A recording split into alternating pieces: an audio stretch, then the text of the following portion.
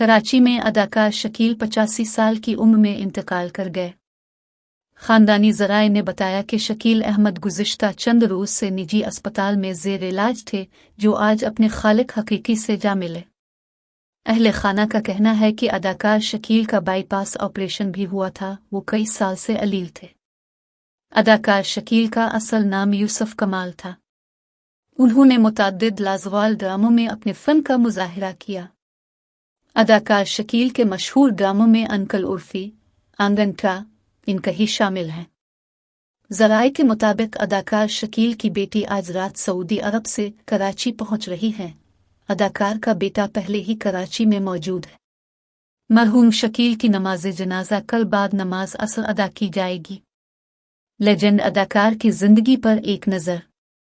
पाकिस्तान के मरूफ लेजेंडरी अदाकार यूसुफ कमाल उर्फ शकील अहमद 29 मई 1938 को भोपाल में पैदा हुए।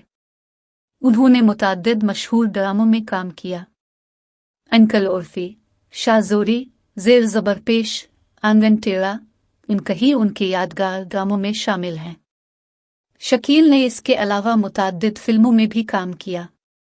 शकील अदाकाराना सलाहियतों से कई अशरों तक पाकिस्तान और दुनिया भर में उर्दू ड्रामों की पहचान बने रहे और आने वाले अदाकारों पर अपने फ़िल्म का गहरा नक्श छोड़ गए। अदाकार शकील ने अंग्रेज़ी फिल्म जिना में लियाकत अली खान का किरदार निभाया था। खानदानी ज़राए ने बताया कि शकील अहमद कई सालों से जोड़ों की बीमारी का शिकार थे।